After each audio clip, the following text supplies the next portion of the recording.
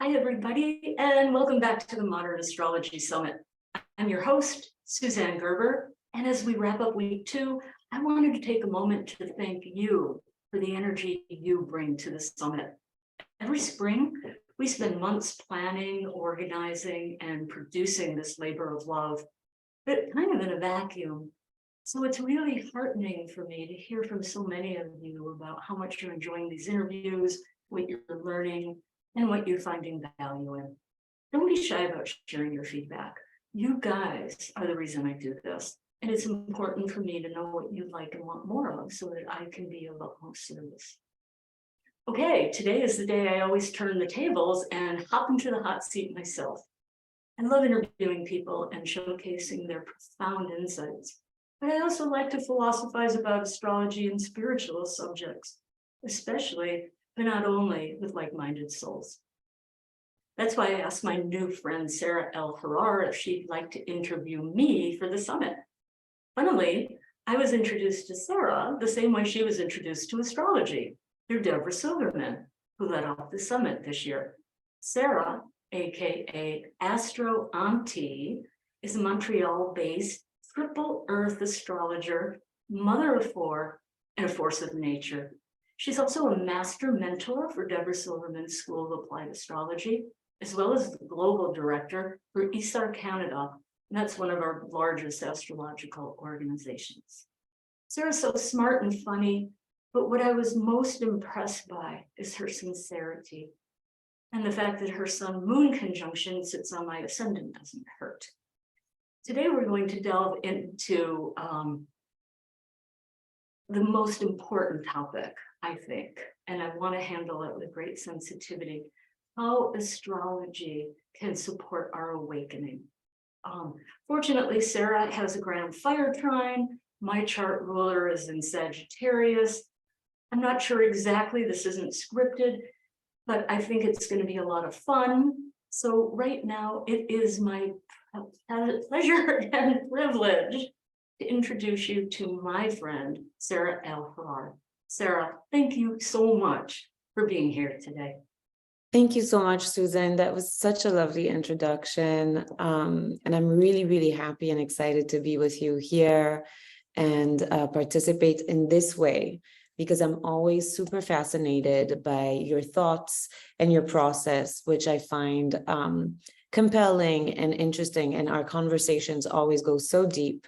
So I'm really excited to turn the tables on you and pick your mind a little bit about astrology for awakening. So the first thing that I want to ask you about that subject, I think it's really important for us to define what we mean, what you mean when you say awakening. Yeah, that's the perfect place to start, because I think it means a lot of different things to a lot of different people. I just always was drawn to trying to understand everything, the nature of reality. I had a great pursuit of solving mysteries, also of finding God. And from a pretty early age, the planets started to speak to me. The first dream that I remember, I was still in my crib, and I dreamed about the stars and the moon. And I dreamed that they hung from strings from the sky. And the first time I saw the night sky, I was shocked that that wasn't true. I was just convinced, because I had a mobile apparently over my crib. And my first ever science project, I have no idea what led me to do it, but I did this painstaking, polar, perfect rendition of our entire solar system. I was like 8 years old. Wow. I think this is just in me, and there's just something, and I'm not the only one. So many longtime astrologers or even new astrologers just say they've always felt it. I think the stars are speaking to us more and more. But as you and I always talk about, as symbolic energy. Sure, there are people that, measure force fields and, sunspots, and, we know that the moon's phases really do affect behavior on Earth. We know this. But really, this is a code. This is the most exquisite code that we can spend our entire lifetime, many, many lifetimes, trying to unravel and make sense of. And some people get very lost in the razzle dazzle of that. I know I did. I think a lot of us, when especially kind of left brainy people, right? We really get caught up in the numbers and the patterns and how we can really get things exact. And they make so much sense and it's so neat, right? Because unlike relationships and everything else we do, which is just sort of guesswork, with math and with astrology, you can get real answers. I mean, you can really come to certain conclusions. They work. But then what? What do you do with it, right? You can go to the quote unquote most brilliant astrologer, but you're pouring your heart out. You're in agony. You're having an existential crisis. You had the worst breakup. They can't necessarily help you. And this to me is the other side of astrology. There's the astrology of it, but then there's the human part, the coaching, the counseling, the connecting, the mentoring. And this is what you do too. And I think that what awakening points to, what it speaks to, is realizing that things aren't what they seem. I think most of us have had a glimpse of it. And it comes in different ways for different people at different times because we're all at different places evolutionarily. We want to be, you and I talk about this a lot, we want to be really careful not to sound elitist, not to sound like we know something, we've had experiences and other people don't, we use it to inflate our egos, which is exactly the opposite of what the whole point of awakening is. The whole point of awakening is to realize, we all hear people say, there is no them, we're all one. That's a concept. Most of us can't feel that. It's like, no, that's you and that's yours. And this is me and this is mine. But when we can just like open up and knock out those limitations of our senses, our sensory perception, the way we perceive reality, and we start to experience other dimensions, we realize, wow, it really is all one. And this really is a dream, but it's a real dream. It's not a fake dream. It's not fiction. It's not imagination. Every lifetime is so essential to our soul's evolution. And to me, awakening is predicated on an understanding that we're not just an ego. We're not just a body. We're not just a set of strengths, weaknesses, preferences. We're soul. And the soul comes packaged in human form. I'm telling this to adult Taurus, with these abilities to experience pleasure and joy and just roll and relish in the senses, but also pain. The other side of the coin. They go hand in hand. But to fully experience them in reality, but at the same time, somehow to have a dual awareness that this is really representing something else for our soul's journey.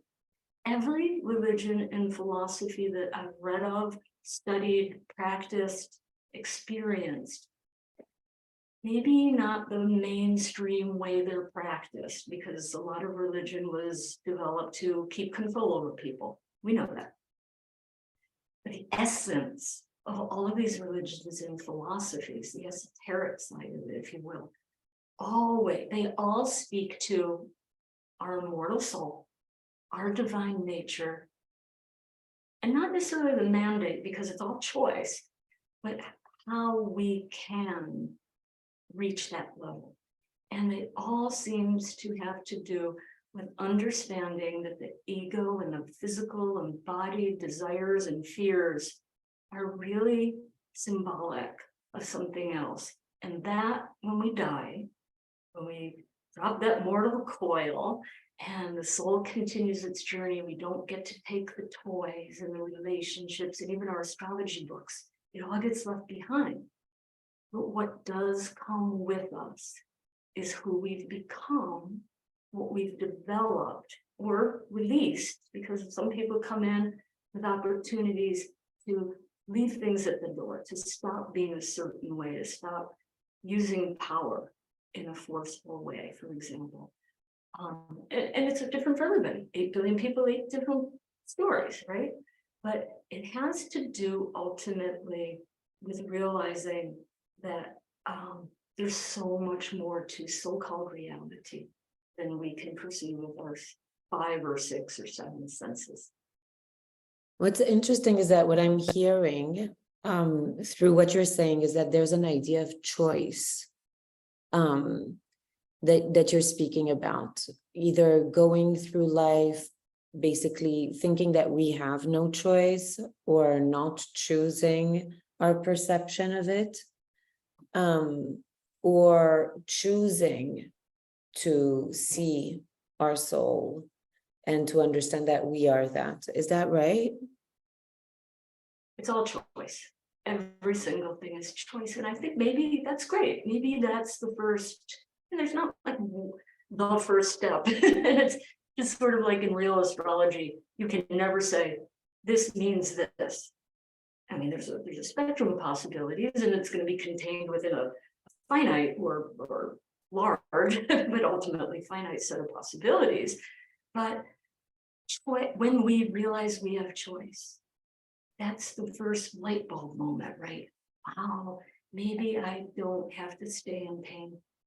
Maybe I don't, maybe so-and-so was wrong when they told me I was an idiot every day in my young life, right?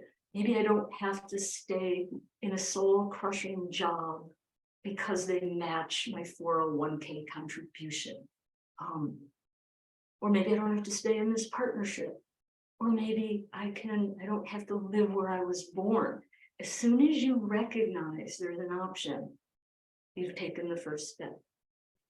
And then I think with practice, you keep doing it safely, smartly, wisely.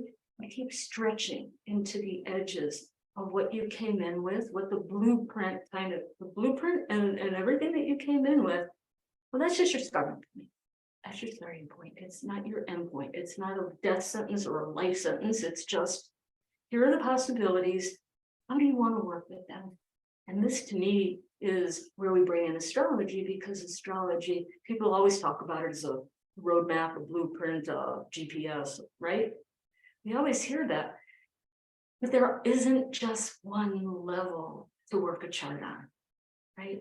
We can look at it on a very literal plot level, and I think that's important. I don't know one person how spiritually evolved they are. There's no one I've read for, certainly, or talked to, who, even if they come in and say, I want to talk about my spiritual path, I want to talk about my service work and whatever. And then I'll see, something exciting happening in their seventh house. I'll say, you want to talk about relationships? And you win one. Oh, well, yeah, sure. I didn't know we could talk about that too.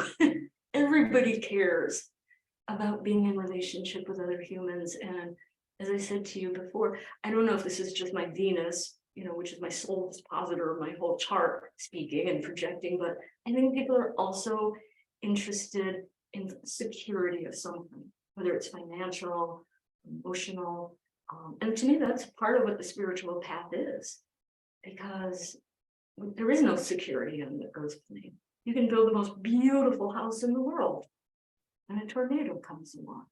You could save up $5 million, and then the banks fail, or somebody swindles you. That's not security. Security is knowing your true divine nature. Wow, that's really, really deep.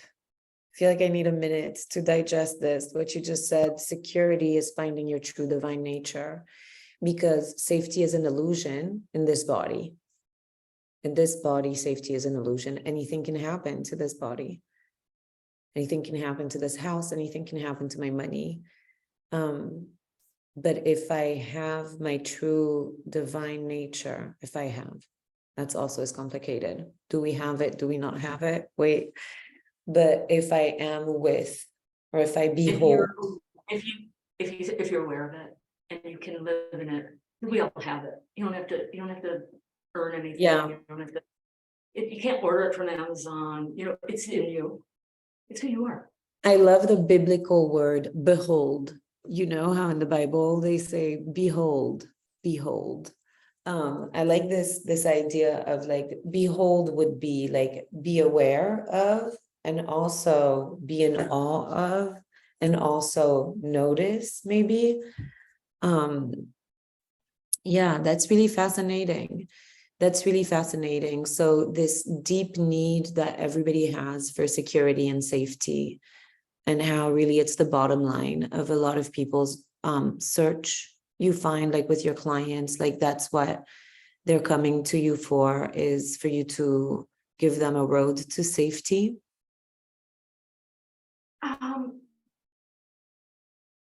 A lot of, I mean, people want security, but they're not, yeah, people come for readings because they want to talk about financial stuff, their work. But that seem to gravitate toward me. And I don't know if this is a reflection of the zeitgeist or the way people feel me, probably a little bit of both, right? But I find that more and more people are interested in aligning with their soul's purpose. They say they don't know what it is. And when we start talking about it, a lot of them do. They really do. It's like a lot of people come for clarity. On my, when you book a reading with me, there's a form you fill in. And I always say what your interest in the reading. Never problems, because I don't see them that way. What are your interests? And people will, seriously, 1 in 3 will say clarity. And then at the beginning of the session, I always ask them to state their intention. It sets up the reading, it sets up an energy container. And they'll talk about wanting clarity. And then they'll talk about, and then in the course of the session, they'll speak so wisely and with such self-awareness about things. And I'll say, I don't think it's clarity you want. You have clarity. I think you want validation. And I think a lot of people are seeking validation. It's so weird.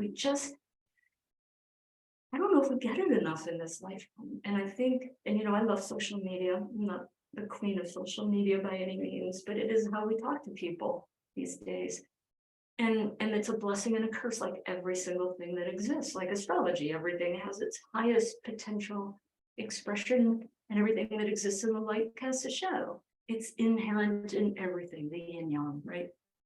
The two sides that contain the seed of the other, the black and the white, and the dark and the light. With social media these days, I mean, can you imagine being 20 years old in this era? It's very different from where we were when we were 20. That's one thing is for sure, is that it's a whole new 20-year-old life. I feel like it gives us the opposite of validation. I think it makes us feel not good enough. I think it rubs salt in our chirons, where we just don't feel good enough, pretty enough, smart enough, rich enough, cool enough, whatever it is, where we feel out of touch, where we feel like an oddball or an alien. I say embrace your alien, really. That's how you're going to find your true nature, is not trying to conform. And it's really hard, and not just for teenagers, and not just for, let's just make a wild and sweeping generalization and say before your first Saturn return. It's pervasive in life. We do this. I was just thinking recently how it wasn't that long ago that I was still wondering when I would do something, oh, I wonder what so-and-so would think, or what. This is not how we get in touch with our true nature. A lot of times it's figuring out what we don't want and what we're not, right? The process of elimination. And this is bringing it back to astrology, which is the whole point. This is the unparalleled gift of astrology. You and I have said this many, many times. I mean, if we didn't have astrology as a tool, life would be the same. We'd be the same. We'd have different jobs. We would have different people in our lives as a result, which would be unfortunate, but we would still be going through the same challenges and having the same brilliant opportunities, right? What does astrology give us? I think it's easy to say it's a cheat sheet. It's a guide. I think of it as a teacher's manual, right? But not really. I think when we want clarity or validation, there's really nothing like astrology or a really good therapist, a really good therapist who gets it.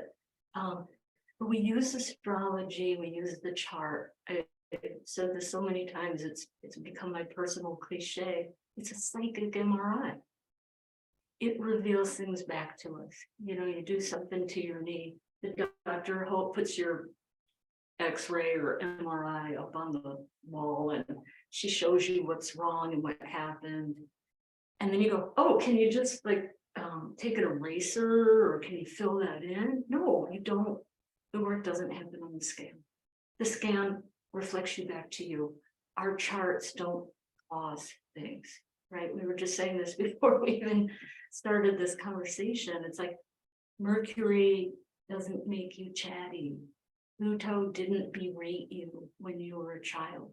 But these perfect, exquisite, who knows where this system really comes from, where we learn this, but it reflects us.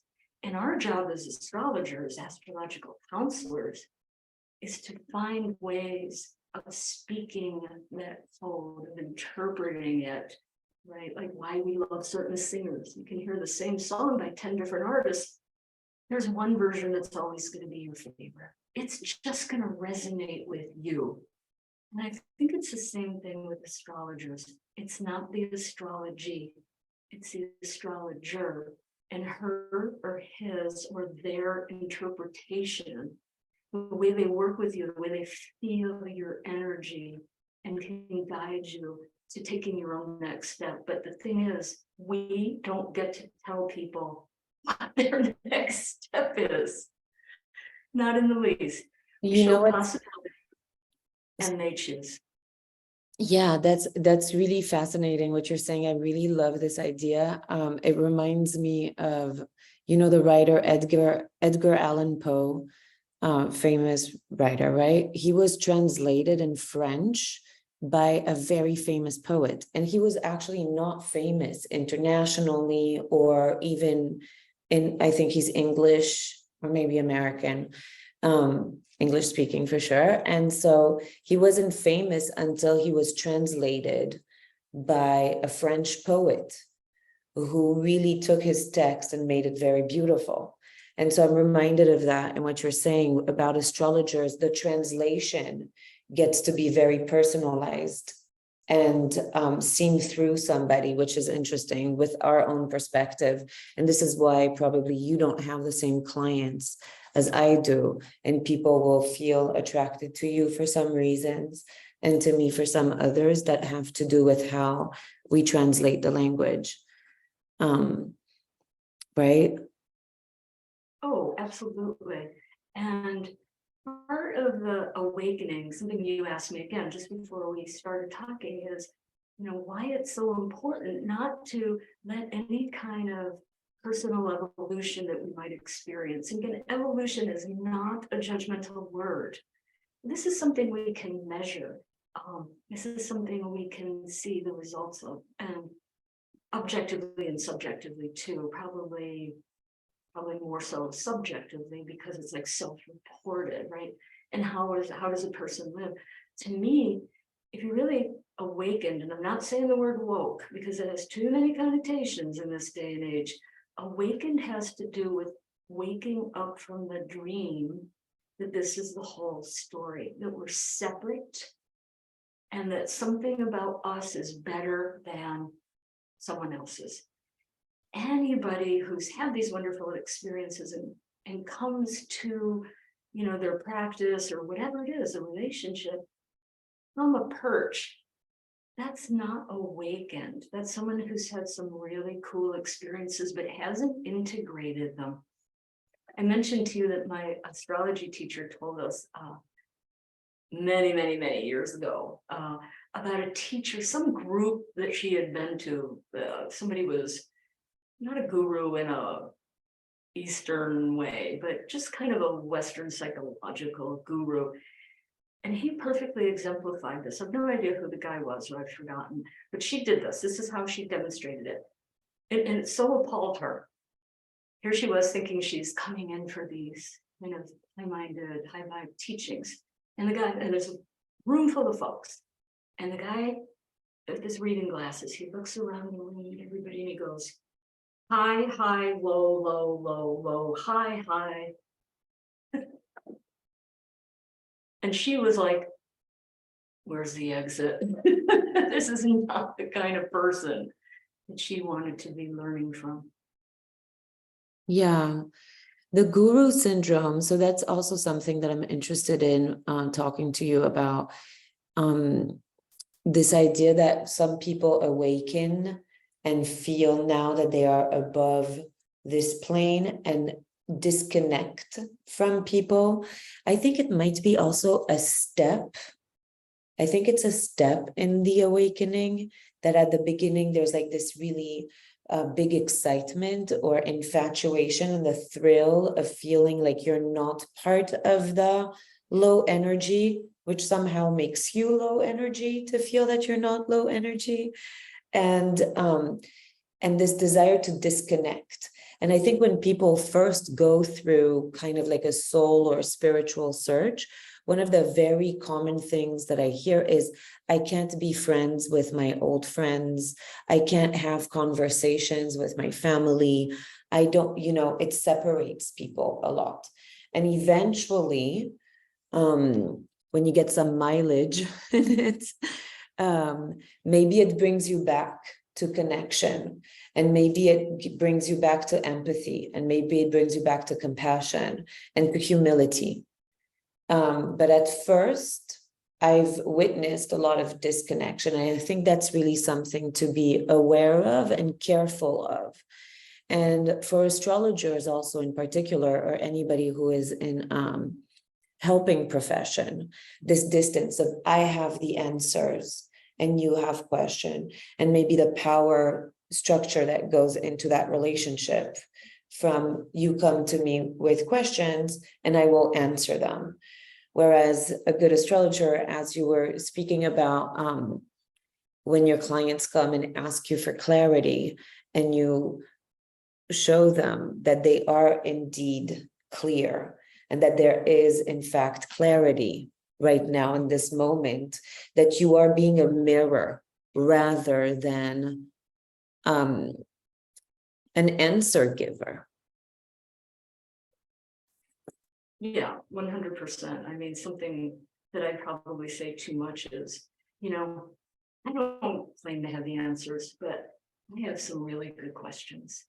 Because I think that is the process for people, for it to be true, to be authentic to them. It has to come from within them, right? The pearls before swine, and I put that in quotes, because it's not swine, but it's a phrase people know. It's when they're not ready, the highest wisdom in the world is going to bounce right off them. They need to realize that that's the moment that the growth happens and that the shift becomes possible. I wanted to say something to what you were saying before about, as people start to, again, I'm going to use the word evolve in a non-judgmental way. I will say to people, look, what nobody tells you, doesn't come, our spiritual pursuits don't come with a warning label that says there's collateral damage here. You're not going to be on the same vibrational frequency as other people. Now, usually I do think that it just happens. And I think it's a good thing initially that they do make a break. I liken it to someone who realizes they have a problem with alcohol or substances or something like that, gambling, whatever it is, anything that's an addiction. It's imperative that they break the connection with the people, the community that reinforces it. They have to. You can't plant a little flower, a little tree in a windy area and expect it to flourish on its own. You have to give it support. It needs support. Now, whether they're going to come back to those people or not, this is not a universal thing that we can discuss. If the people they're moving away from are addicts, toxic, abusers, narcissists, I think it's important that they don't return to them. But I love that you said compassion, understanding, forgiveness. These are important things. But they develop on our own timeline. You can't fake forgiveness. I mean, you can say the words, you can pray in a foreign language, but if it's not here, and it doesn't reverberate in your heart, that's not real. So it's part of the journey. There is something I wanted to share. Some of the people know it. I just sort of had this thought spontaneously. I'm going to show you a trademark. This isn't mine. If anybody could find it on the internet. This is a map of consciousness. Can you see that fine, Sarah? Yeah, absolutely. It is, to me, one of the most brilliant. It's as brilliant as astrology. It is. And it's a hierarchy. It's an evolutionary map of consciousness developed by a now deceased, profoundly brilliant and awakened, but a genuinely awakened individual named David Hawkins. He was a psychiatrist, medical doctor, psychiatrist with a practice. And one of his greatest gifts to humanity was the development of this map, but also the process by which he developed it. This was measured. They used millions of individual calculations. He developed the style of muscle testing. You know what I'm talking about, right? Applied kinesiology, which is predicated on the understanding that the human body, mind-body energy field knows truth and knows what's good for it. And conversely knows what isn't true and what isn't good for it. They use the same test model, the thing that was being tested on subjects of all different ages, of different genders, of different countries at different times, repeatedly, over and over. Sometimes the people knew what the thing was, sometimes they didn't. They got the same results. They got the same results. Wow. And so just very quickly, you can see it's kind of color-coded, rainbow-like. The lowest ones, these are the lowest vibrations. These repeatedly, I mean, seriously, millions of times, they show up when people are in shame, guilt, and apathy. They are vibrating at a level that is close to death. There is no will to survive. Often this is the state people are in when they do take their lives, or passive suicide, where people don't take care of themselves, smoke and drink themselves to death, for example. That's passive suicide. It's very hard to take action from those stages. They need help. The next levels, grief, fear, and desire. This is moving up the evolutionary map. Grief is hard because you're lost in grief. But from grief, we get to fear. And fear is also paralyzing. But from fear, we get to desire. And desire is the beginning of energy. Because when you desire something, you're going to start to go for it. The others keep you stuck and held back. Desire starts to lift you up. And when you don't get what you want, you don't think you can. It's not what you thought it was. It didn't fill that need that was really about something else. That can lead to anger. Anger is actually wonderful because, like Mars, it will stimulate action. Anger can lead to pride. Pride is a beginning of feeling self-worth. And from pride, we can get to courage. And this is the critical point, because as Hawkins discovered, when we can get to courage, everything's possible. And then these other things here, there's much more detail about this chart in his books. But associated with courage is things are possible. Things are possible. Like when we were talking about choice, get to courage, and then you can move up this ladder, up this map. And I'm showing this to say we can measure evolution. Now, to find out where someone is on the chart, that's going to be self-reported, or you're going to observe it from a very sensitive, compassionate, neutral place. The highest, the purple, very few humans have actually attained this state. This is the Jesus, the Buddha, the Gandhi, the very, and a few, Mother Teresa, and some anonymous individuals. Hawkins himself, I think, was probably somewhere in those highest three. To read the way he writes about himself, he really had transcendent experiences where, as a youth, he realized he wasn't David Hawkins. I mean, such a profound thing to have happen at such a young age. But I use this chart. I don't look at it, but it's like inside of me, and it guides me a lot when I work with people. I try to sense, where are they? And I don't know where they are every day of their lives. How could I know? I barely know where I am. But where are they presenting? How are they showing up in the session? What are they telling me is their stated intention? What is their chart showing? How does the chart support what they're saying? What challenges do I see that are going to be worth noting for them to make choices about how they want to interact with them? But I am always in the most gentle, supportive, and really pretty unspoken way, supporting people to move up that ladder. I encourage everybody to read a little bit about David Hawkins, in the way that weird synchronicities have always guided me. My way to him was pure serendipity involving ordering the wrong book and not being able to send it back. And I'm like, well, if I'm going to pay for it, I'm going to read it. And well, that changed everything. I love that. That's so funny that you ordered the wrong book and this is what you got. And that was like such a powerful teaching.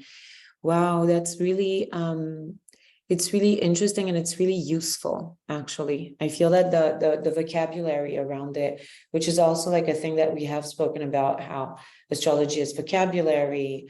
This is also too, it helps you when you have the words to understand and see exactly. Beautiful. That's fascinating.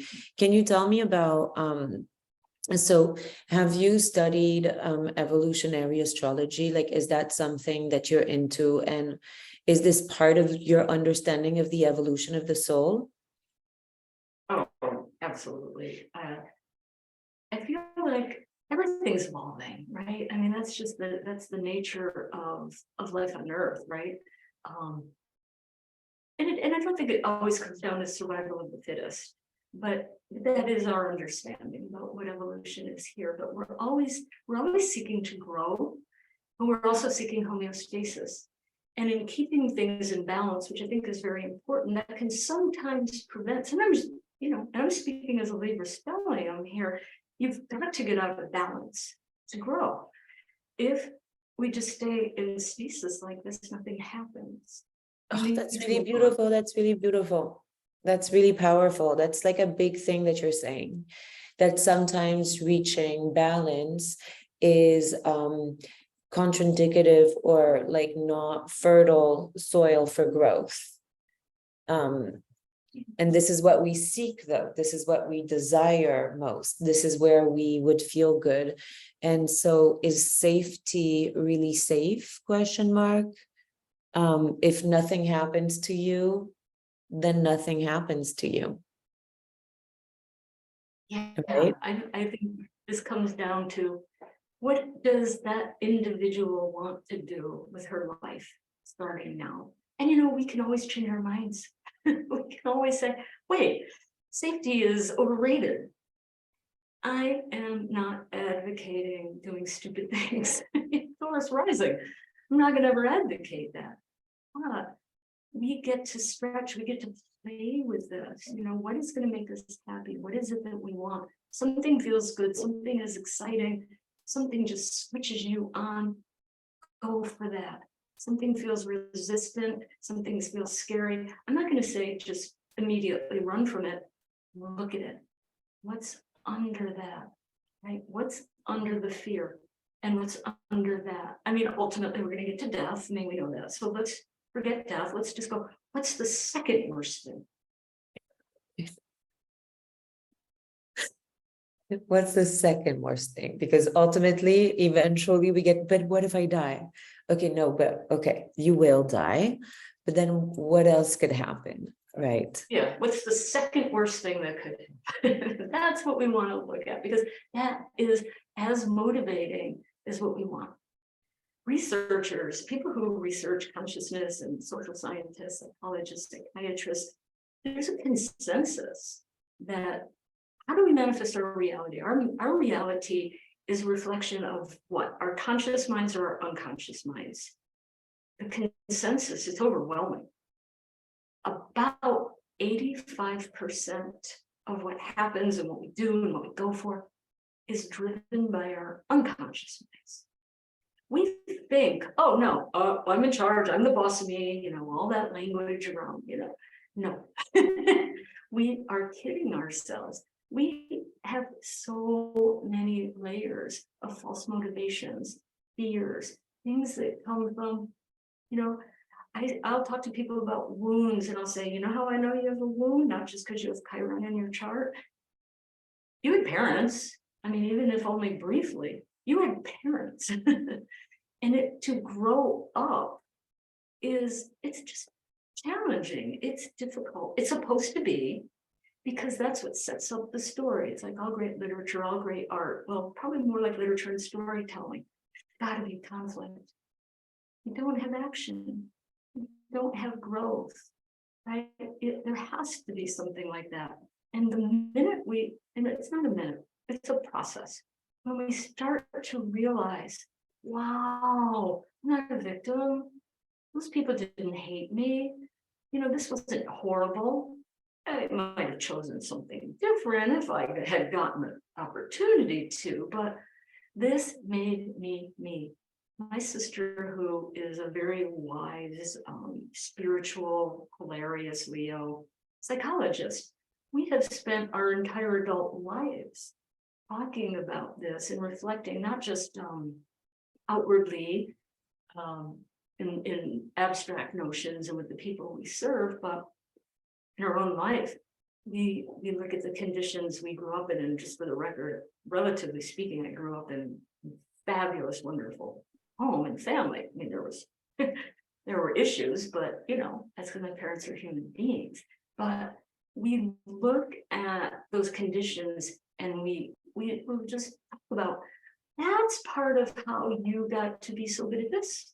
This is what made you that. And the same, let's just use a psych term and say stimulus that we were both exposed to had different effects on us. Right? Trying to understand our parents. My father had lost his hearing in the war, and it was very difficult to communicate with him. He read lips, but imperfectly. And it led my sister to want to be, she started reading palms as a teenager. She got into tarot cards. She became a psychologist. I became an amateur psychologist, therapist, coach. And of course, for me, astrology, but what else? Not being able to communicate easily with my dad, I became a writer and an editor. I started to learn how to communicate clearly and help other people, to clarify, to condense, to make their language more understandable and impactful. All because of our dad. I mean, but even that, well, that goes back karmically. There was probably connections there. And this we see in astrology. I draw the connections between our parents' charts and her partner, her children, and in mine. And it's just, and I'm sure you do the same thing, right, Sarah? I mean, it's just, to me, one of the most fascinating, probably the rabbit hole that I could tumble down and stay down, is looking at it's synastry, the connections between charts in families and partners. Never, right? Never fails to blow the mind. Oh, it's absolutely the rabbit hole, 100%. One of the things that you are saying, which I find really beautiful, and we had spoken about that previously, is the idea that there is no mistakes in your chart. That even if there are things that maybe you feel are experienced right now difficult, or that they were difficult, that this is not a mistake because it's making you who you are, but also it's a roadmap to your becoming and the possibility of where you're going. So this idea also of an aspect, a planet, a placement being, you could read it as difficult, but that you can stretch it on a spectrum, right? And that things are not static. I would love for you to speak a little bit more about that, if you can. Well, I think you said it very, very nicely. I mean, our charts are our charts. They didn't cause us to be this way. There are charts because we are this way. But we grow and we evolve. And the charts, sure, the charts will change by progression and things like that. Solar arcs, there's a lot of techniques that we use. I'm just talking about the natal chart. The natal chart itself is vibrational, right? It's static. But it's not. These things are just extending. These are just energy sources. They're like vortexes that extend outwardly. And we can tune into those energies. And wherever we're at is where we're going to, that's what we're going to pick up. We can kind of only perceive what we have experienced or have the capacity for thus far. But when we really open up our antenna or tuning devices, we actually can call in things that may not even make sense to us. So many people will say, I had this crazy dream or this vision, and I don't know what it means yet, but I feel like it's leading me into my own future. And again, everybody's going to come in where they come in. No mistakes, no right, wrong, no better, worse. Let's just all agree to just stop thinking like that. It doesn't help us. It really does. It just creates more divisions between us. It deepens the polarities that we really don't need more of. We need to come back together to the center and accepting, understanding, and actually appreciating that our charts are us. And people would go, oh, I hate my Capricorn moon. I really don't love, Pluto square my sun. Okay, so start there. That was an authentic reaction. Your first reaction was yuck, make it go away. And then just maybe start to play with this. Wow, this is so perfect. What are the gifts? What are the potentials in this? How can this support you? Sometimes it will lead you to the most extraordinary places. Sometimes it's simply, I think, work through something that in a previous lifetime didn't get resolved, or something new that's come up as a result of maybe what you were doing in between these lifetimes. But it's there for a reason. And it's sort of like when you resist something, it hurts more. It's whatever we're fearing, it's never as bad as the anticipation, right? So if we can just learn to relax and allow things, because seeing our charts is perfect, it really is also another step on that evolutionary path to a different way of seeing the world. Instead of I want, I get, I have, I lose, I hate, I'm good, I'm bad, I'm just this just is to be, you said behold, such a beautiful word, eke, right? Eke in Latin. Behold the wonderment. If we can just bring that to everything. First of all, life changes. I mean, we know when we say, I'm going to have a positive attitude today. Things are different. Little hacks that we read, like just smile at everybody, right? Changes you, changes them. These simple things. This is energy, and astrology is energy. So when we look at these charts, we say, okay, so I've come in, let's just use the moon in Capricorn. Everybody always picks on that one. I know a bunch of people and a number of clients with moon in Capricorn. Some of the clients, they're like, oh, I'm dealing with this. And we look for the opportunity. We find it because inherent in what they call a problem is the solution and actually the transcendence. But everybody I know who speaks astrology and has a moon in Capricorn, they all say the same thing. Thank Goddess for this moon. I'd be lost. I wouldn't be grounded.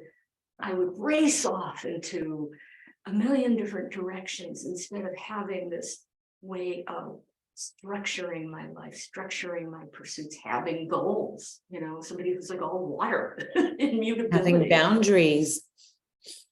And boundaries, so important, right? Emotional boundaries. 100%. This reminds me also of something you had said about that the undertone of this, and what I'm hearing a lot of, is using your chart as a tool really to get out of the chart and to be in your life and to be present in your life, right?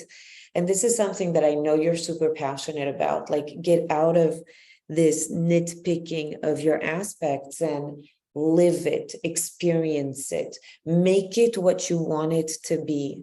And so can you tell me a little bit about that? Like what comes up with this?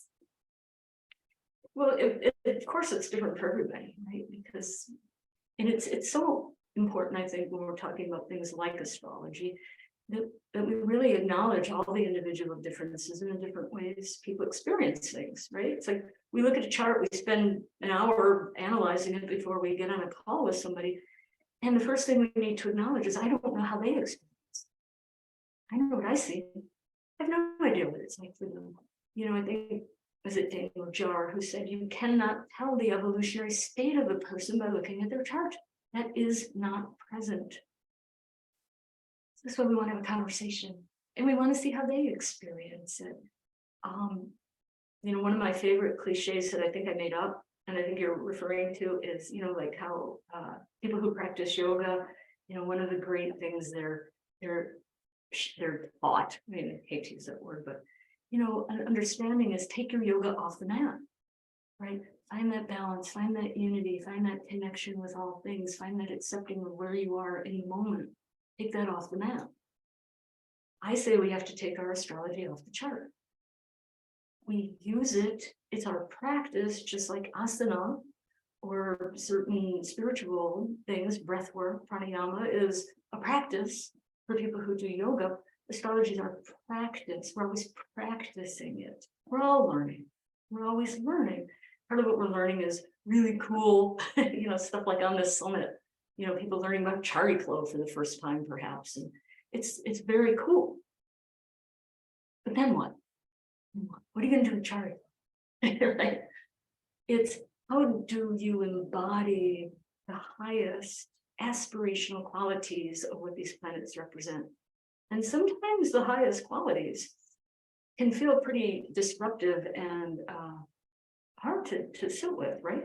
The outer planets, I mean, Neptune can be the most divine, transcendent, beautiful experience. It can also be utter confusion, right? Anybody who's been through a strong Neptune transit, particularly the so-called hard transits and aspects, know what it's like. I've had people come for readings. I say, you know, what do we want to talk about? They don't even know. They're so overwhelmed. They're so confused. There's so many possibilities. Life is so complex, and there's, you know, the downside of having everything is you got to make choices. It means you have to not choose certain things, and that's very difficult. I think I lost the breadcrumbs. No, but you're going there. I'm totally following you. If we're lost, we're together. So it's okay. You get to be lost in this because you're going in a place that's very interesting. And so yes, we're talking about like losing yourself off the chart, actually, getting the yoga off the mat. And also the spectrum of possibility. And I think it's really important for us to repeat, like you said, something really important for all people who practice astrology is to not assume that you know who the person is or where they are on their evolution journey just by looking at their chart. And I think this is like a common mistake that a lot of young or beginner astrologers do, is that they will study a chart for hours and then really assume that they know the person, or even that they know better than them who they are and what their context is, when you cannot know, because all of these placements have 1,000,001 ways to be expressed, where Neptune can be total godly intuition and connection, and it can also be disconnection and very bring illusion. So you totally answered my question, actually.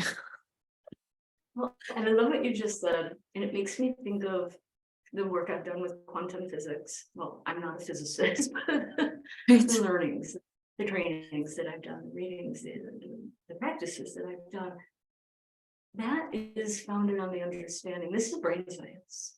You know, our brain cells, our neurons, which also exist in our gut, by the way, there's neurons in our gut. That's why they call the stomach the second brain. These neurons have the ability to communicate. Different neurons can have different contact lists. Some of them just have so many that they can connect with, and some of them have up to 10,000 other connections they can make in the brain. And there's hundreds of millions of neurons. And if they can make thousands of connections, these are thoughts, these are ideas, these are possibilities, every single one of them. We gotta do, we gotta get into, orders of magnitude here to understand how astronomically infinite the possibilities are. And that's what quantum physics says. Anything's possible. You have a choice. All the possibilities, and the chart so beautifully, as you just said, Sarah, so beautifully reflects that. Mars can be anything from a bully, right, to a spiritual warrior, and everything in between. And then if you have Mars in a challenging position and challenging house, and he's getting some tough angles from some limiting planets, we might have to work even harder for that Mars. Well, we don't know. And then if it's getting transited by something, there's a different level of activation, and that's one planet. And then you drop in another and you look at that and you go, oh, well, if Mercury and Sag could come out in these 12 different powerful ways, realistic ways, and the Mars could do 12, and then they're interacting, and then they're in these houses, well, that, and then we multiply it times another 12, and we start to see that we do ourselves, we do our clients, and we do the field of astrology a great disservice by saying this is this. Even this is probably this. I'll describe these possibilities for people, especially after I know them, and we'll say, I'll ask them, how are you experiencing this? How would you like to experience this? I love this. I love this. How would you like to experience this? I think is really the bottom line of it, is that, so you have this, here it is. And then it has this 1,000,001 possibilities of the way that you could express it. But how do you want to express it? And that's really the true question. It's what is your intention right now in this moment that you, the astrologer, and the client are connecting, right? Because that's also like that specific moment is also special because your intention can change over the course of your life, and it will. But today, what do you want to make of it? And it's super fascinating what you said, especially when we think about planets in fall, in detriment, planets, in like a tough aspect or a tough house, or, but how do you wish to experience it? Because there is possibility for you. So what you're saying and what I'm hearing is to offer the client the possibility of experiencing any aspect the way that they wish, any placement to benefit them, right? Oh, of course. And another tool that I like to use is I just have a lot of stories. I mean, I've lived a lot of life, and I know a lot of people who've lived and had very extraordinary experiences. And I feel like I have this archive of I never make anything up or exaggerate ever. My ruler's in Sag. I couldn't do it if I tried. But when people are going through something that's really challenging, sometimes you can't really talk to them directly about it. They're guarded, they're fearful, they're not in an open state.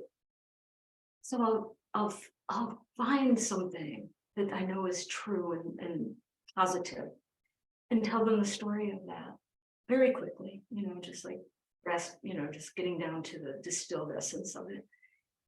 And they'll go, oh my God, that's just like me. You've got to take it over here, I think, sometimes to get in here. And that's really the beauty of astrology. We can always, when I know when we're getting in this dicey, potentially painful, triggering terrain, I always have the chart up when we're talking, unless it's real personal, and then we go eye to eye. I'll talk about it astrologically because it's helpful. I'll use the language of the struggle or the challenge or the, doubt, fear, guilt, whatever. And then we'll plug it into them. But it's easier somehow if we have this neutral language. Impersonal might be a better way to put it, but always bringing it back to them. And how can people work with this? You know, I just realized we're not really saying that. There's so many places, and again, you know, like we've been saying, you can't go, everyone should start with their ascendant. I mean, it's a fabulous place to start, but not everybody. For some people who have, like, you know, 7 planets on their Western hemisphere, well, let's talk about that. Talk about what, you know, what we see, what really jumps out at you. Or if you want to do it for yourself, transits. What major transits are you under right now? That's a great place to start, because that's going to be front and center in your mind. You can deal with that, you know, fixed grand cross some other time, but if you've got your mutable planets right now getting activated, well, maybe that feels more pressing. You know, we talk about chronic versus acute. Your call. If something's really strong, start there and play that game with yourself. It's not a game at all. Worst case scenario. Adaptive. Well, how could we work with that and get out of that worst case? Aspirational. What would we like this to be like? And then, you know, close the computer, close your app. Okay, real life. What are examples of that? How could this journal around this? What do you do with this? It really is helpful to have an astrologer or a teacher or a coach. Ideally, a therapist who speaks astrology, right? Or an astrologer who speaks psychology, who can really, and spirituality, to just keep reminding you, there's a reason you're doing this. You're doing this for your soul's evolution. You know, when people get into those lower levels of Hawkins' chart, you know, guilt, apathy, grief, right? Shame. Can't get out of them, right? So sometimes it's helpful to say, you're doing it for your soul. You're doing it for the future you. And a word I know you use a lot in the way you think and talk about astrology. And we're doing it for the collective, because we really, part of awakening, I think, is understanding that we're not just a piece of the collective, we are the collective. And what we do that has merit, ineffably, not always noticeably, but in actuality, every good action, thought elevates the collective. You know, and conversely, the dark, the negative, the selfish keeps us down. You know, that's why we don't want to fight our opposites, you know, wherever you are on a political, religious, sociological, you know, social issues on the spectrum. Don't fight the opposite. That just, you know, it keeps and it strengthens the divide. Find, everybody keep moving back toward the middle, Libra speaking here. Find the common ground. Go back to what underlies it. We all want to be safe. We want our children to inherit a world where you can breathe. There's water, right? I think we all want this. There are probably a few notable exceptions, and they're typically in high power positions of power in countries, unfortunately. But the light workers need to take a stand. They need to speak up. They need to put their views out there, not be quiet, not, not, you know, when people used to ask me what I did for a living. Well, I was a journalist, but I was also an astrologer. Now I very proudly say, you know, I'm an astrologer. We need to come out of the closet. We need to talk about what we believe in. And it's more important than ever. And we need, and this is good, and here's a Capricorn. I don't have a Capricorn moon, but I can speak like one. And we need to be paid our expertise and our wisdom and our service so that we can start to get into those power ranks with the people who are coming from a different place. And we don't do it by fighting. We do it by ascending. I mean, my mind is getting blown every time you speak and you go into a deep subject, Suzanne. Like, I love following you down your rabbit hole, because this is really profound, because you're really talking to our responsibility in the collective in the end.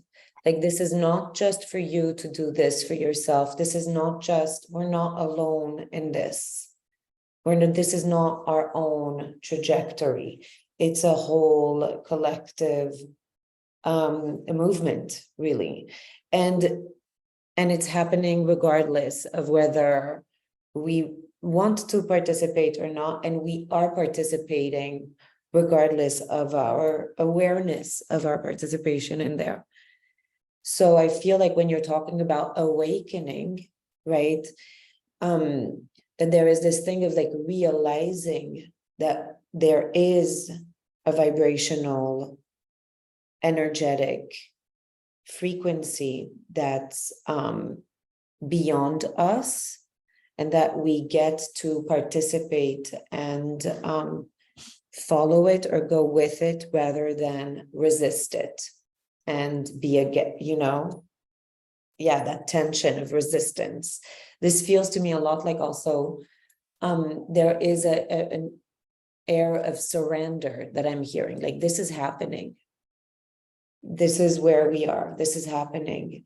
Are you accepting or are you detaching? Is that right? Well, everybody gets to come to their own conclusions about this, right, Sarah? 8 billion people, 8 million sets of truths. What's been shown to me that I asked and I was told I can share it if it's for healing, not for ego. But my guides who are not in bodily form, who I get my greatest teachings from, I got great teachings and I still do from embodied people. I actually queried those very words that you used. It's interesting that you put all three in the same paragraph. Accept, surrender, and allow. I had gotten into an intellectual debate with a writer friend of mine about those very words.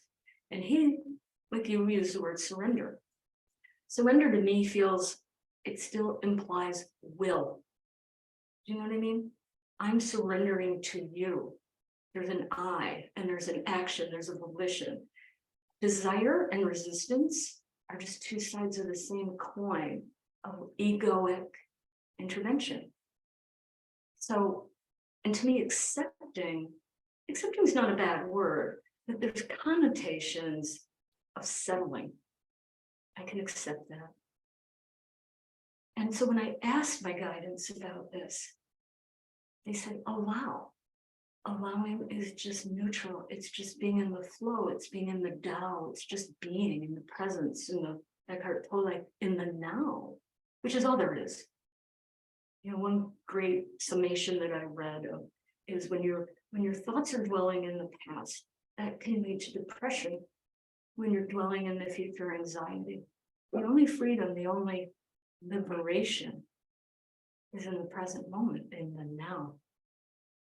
Allowing things to be. It doesn't mean you don't go after things. It doesn't mean you don't follow your bliss. You should always follow your bliss. It's not about the following. It's about the attachment. It's very hard for humans, not just double Tauruses, Taurus rising like me, Scorpios. It's not just for the fixed people. We all get attached and we all get into resistance. By allowing, it changes our relationship to the action. Do the same thing, just don't do it from an egoic place. And I mean, they didn't say all that, that's my, commentary. But when I said to them, and what about surrender? And they said, because my guides are very funny, they said, when all else fails, surrender. Well, if you have no choice, then do that. Yeah. Wow. That's very, very deep. When all else fails, surrender. Yeah, because it implies the connotation that you don't want what's happening, actually. So it's not allowance, right? And acceptance would be like, okay, I accept it. Right. And surrender is like, if I must. Right. You feel that, right? You get that. Oh, totally. Totally. Yeah. And Yeah, and there's this beautiful tension with also the will and the desire to create and the possibility and knowing that you too can create and make something out of something. The whole lemonade beauty about humanity is that we're not just plants. We get to do more than there is, and we get to create more than there already is. And we get to add beauty and love to life. And so at the highest use of it, astrology could be also that, a tool in like a muse for your greatest creativity, right? Oh, astrology is a tool for everything, because it is everything. It shows everything. But again, it's reflecting us back to us, and this is why people do mundane astrology of the world. And people look at countries' charts or the chart of certain time. Time charts are very important too. You can look at it on so many different levels. And this is it always comes back to choice. And the one thing, and you said this before, and I just wanted to reiterate it, the flip side, the other side of the coin, literally attached to choice, is responsibility. You do whatever you want. You know, the places that I've gone in some of my journeys and meditations, and it's been shown very clearly, everything is okay. And everything has consequences. This is karma. And people think they can outrun karma, they can trick it. Oh, it's really late at night, nobody's seeing it. You know? Oh, it's not some, dude with a beard and in robes. It's the nature of how this flows, of just the energy of the universe experiencing itself, creating something here on earth, ever changing, right? But repeating with patterns, if not repeating, echoing, right? In our lives too. And we don't have time to get into this, but how you and I always talk about the transits that'll come around multiple times, not like Mercury and Venus, even Mars every 1-2 years, but the middle planets, right? And the nodes and the Chirons. Chirons, various stages, the opening square, the opposition, closing square, the return. Every time we go through these things, we're not coming back to the same point. You and I both feel the exact same way. We're on a spiral, hopefully, right? And every time we can see things from a different perspective, more choice. And it doesn't come with age. You can be in your 20s and become enlightened. You can be a teenager. The teenagers today are, those Zoomers, whatever they're called, they are coming in with profound memories and gifts. And you could be in your 70s and 80s and still be, playing relationship games and refusing to take responsibility for your life. Wisdom doesn't come with age, right? Wisdom comes from attention, willingness, and back to Hawkins, courage. Wow. It's big. It's really, really beautiful what you're saying, particularly about these generations. And I think that the idea with the cycles presenting us with echoes of the past and our own perspective and choice in seeing, the possibility of seeing them. And astrology can offer that too, the possibility of seeing the echoes and taking a step out of our self and looking from another perspective, from Saturn's perspective, from Jupiter's perspective. Here's the other angle. Here's that cycle. Here's that spiral, right? Do you jump in? Do you jump out? Do you jump up? Or do you not? Or do you stay right here, right? Absolutely. I just couldn't love it more. And still coming up on this summit, Amanda Moreno is going to take us on a journey to some of the planets, and we'll get to experience what you were just saying, but more on that later. Sarah, this has been so wonderful. I know you and I could just, do this Go until on we forever. And you would say something, I would go, wow, wait a minute. Yes. next time we interview you, and we get to hear your thoughts. But I'm just going to thank you for this, for your service. Yeah. And I'm going to invite people to get to know you better. Sarah L. Harar. You see her name on the email and in other places here. Her website is not her name. It's Astroantie, AUNTIE, and that's her Instagram. And I think you guys know how to find me through my website, starsandstoneshealing.com, and my Facebook group, Soul Purpose Driven Astrology.